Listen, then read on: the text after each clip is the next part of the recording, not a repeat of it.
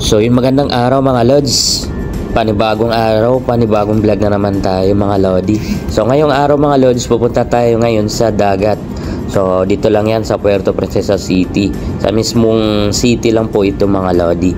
So baka yung iba hindi pa nila napuntahan to, napakaganda dito liguan mga lods. Bukod sa malilim na at malinis pa yung mga tubig dito mga lodi. So yun na nga mga lodi, papunta na tayo ngayon sa San Jose. So dito po tayo galing sa Barangay Tagboros, Puerto Princesa City, Palawan. At eto mga lods, kasama ko, asawa ko at yung anak ko. Ayan, papunta na po kami. So dahil alas 7 pa lang po yan ng umaga mga lods, pumunta na kami ng dagat para mas maganda maligo at di masyadong mainit at hindi nakakapaso sa balat. So dahil may sinat tayo mga lods, kailangan natin maligo dito sa dagat para makabawas ng sama ng loob. Di joke lang, medyo may masama lang yung pakiramdam natin mga lods dahil nabasa tayo ng ulan nakaraan nung biyahe natin papuntang Makaraskas. So ito mga lods, no, ito na yung daan natin papuntang dagat. So malapit lang dito sa amin, almost 15 minutes lang galing doon sa bahay yung biyahe namin. So sa kalaunan ng biyahe namin mga lods ay meron namang di inaasahang checkpoint doon sa unahan natin. So parang kinakabahan ako dahil parang naiwan ko yung license ko, pero sabi nga nila diskarte lang yan mga lodi. Panoorin nyo kung anong ginawa kong diskarte. At dito pa lang mapapansin nyo, marami ng mga motor sa gilid ng daan. So ibig sabihin yan, kung isang rider ka, alam mo na kung anong ibig sabihin nito. So unti na lang mga lodi, sa unahan natin ay mayroong checkpoint. Kung napapansin nyo, ayan yung malayo pa lang.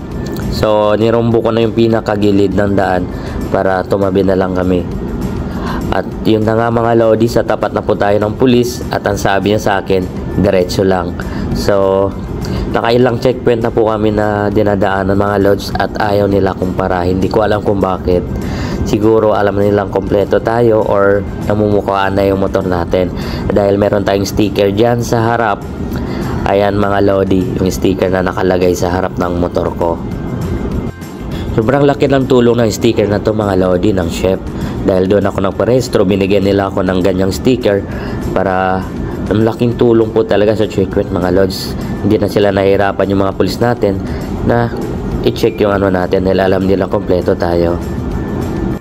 So ito nga pala mga lodi yung daan papunta doon sa dagat na liliguan natin. Itong sa mismong gym ng San Jose mga lodi at dito sa may simbahan yan. Liko lang po kayo pakaliwa kapag galing kayong Tagboros at diretso nyo lang po yung daan na yan. Huwag po kayong liliko, diretso nyo lang po yan.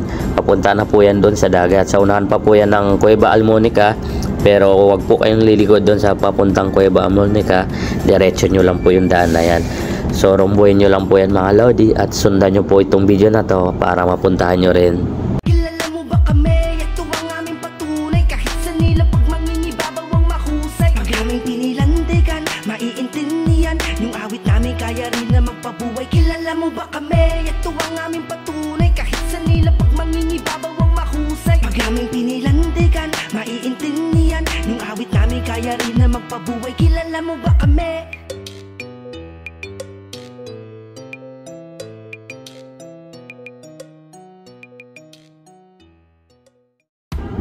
So ito mga lodi, ito yung pinakadulo. Kung mapapansin nyo, kung may makikita kayong putol na semento, so pasok lang po kayo sa kaliwa. Ayan, sa dulo lang po yan ng San Jose. So diretso lang, medyo mabato lang po yung daanan dito mga lodi. Kaya sa mga lowered, ingat lang po yung ilalim natin, baka mabasagan tayo ng makina. So diretso lang natin mga lodi yung daan na yan. So tiyaga lang talaga tayo kasi medyo malubak. Ayan, medyo maalog yung video natin. Hinahawakan ko lang po kasi yung camera natin. So pagdating natin sa unahan mga lodi, pakanan po tayo. Ayan, so yung kanan na yan may nakasulat na ganyan. So kayo nang bahala. So diretso nyo lang po yan. Yung dulo na to mga lodi, dyan na natin makikita yung magandang liguan ng dagat. Lalo na kapag high tide mga lodi, napakasarap dito maligo. Bukod sa malinaw na yung tubig, hindi pa gaano mainit kasi mayroong mga bakhaw sa gilid. So ito mga lodi, samahan nyo ako at maligo tayo. kung gusto nyo ng libreng dagat mga lodi at malinis, dito na kayo sa San Jose mga lodi. Napakaraming naliligo dito mga lods. So ang oras natin mga lodi, mga 7:30 po yan ng umaga. So talagang inumaga na namin yan pinuntahan dito dahil di gaanong mainit yung araw. So hirap na kasi may sinat tayo, so kailangan nating maligo. Ayan, yung sabi nila, nakakagaling daw itong tubig dagat, kaya napag-isipan namin maligo dito. At yun na nga mga lodi, nandito nakita ko si Kafisda, ayan, si Aldrin. So isang kasamahan natin sa pagbablog. So ayan, follow nyo rin siya mga lodi. So ito na mga lodi, nang didiskarte tayo dahil manghihiram tayo ng kanyang kayak. Ayan o yung kayak na yan. So hiramin natin para mapuntahan natin yung labas ng dagat na yun. So ito na mga lodi, sinakay ko na yung aking anak dito sa kayak. Bali tatlo kami dyan sasakay mga lodi. Sana kayanin ang kayak na to dahil sobrang bigat na namin, dalawa pa lang kami. So ayun na mga lodi, umpisa na natin. So tingnan natin kung gaano kaganda ng tubig dito at gaano kalinaw mga lodi. Dahil ligong-ligo na tayo, kaya pumunta tayo doon sa medyo malalim na tubig. So nakikita nyo naman yung tubig mga lodi, ay malinaw po talaga siya. Ayan o. So high tide nga pala yan mga lodi. Talagang pinuntahan namin at sinadya namin to dahil malalim na dito. Sobrang ganda din dito maligo mga lods, no? Kasi hindi naman gaanong mabato dahil yung bato niya ay parang sa ilog lang. Kaya safe na safe yung mga paa natin. So ayan na mga lodi, nagsagwa na yung lods nyo. Piling marunong pero sa totoo lang pinipilit na magiging magaling magsagwan. So hindi tayo sanay magsagwan mga lodi at paikot-ikot na lang po kami dyan sa Bakawan dahil di ko alam kung paano mag-drive ng kayak na yan. So yun na mga lodi, enjoy na enjoy tayo dito dahil sarap maligo dahil hindi siya ganong malamig yung tubig dagat. So yun, ayan na mga lodi, sagwan-sagwan lang. So kung sa mga gustong maligo or pumunta dito sa San Jose mga lodi, dahil kung nalalayuan kayo sa ibang beach, dito na lang po mga lods, pwede nyo puntahan. Libre na mga lodi, no? Libre lang tong dagat na to dito. Ayan o. So napapansin nyo sa likod natin mga lodi, sobrang dami nang pumupunta at maligo dito. So yun mga lodi, at hindi na tayo nakatiis at naligo na ka tayo.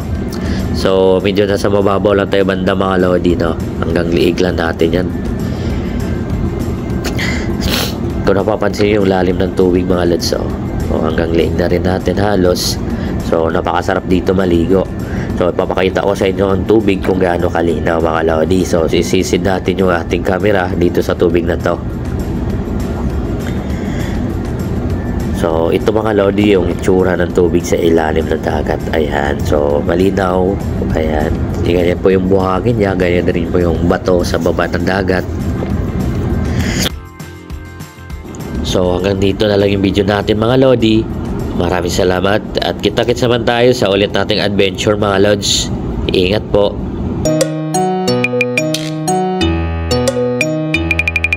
Makikilala nyo kami sa bugahang kakaiba, mapapaindang ang lahat. Pag kami ang sumampa sa entablado, tumayo na ang lahat. Sabayan nyo ng sayaw at masigabong palakpak. Huwag na mahihiya sa ninanais mong galaw sa harap. Kahit na marami ang mga tungaw, basta't wala kang ginagawa at tinatapak ang ibang tao, ituloy mo lang kung sa mo ba nais na tumungo. Mabalasik man ang bawat nilalakaran pa sa santat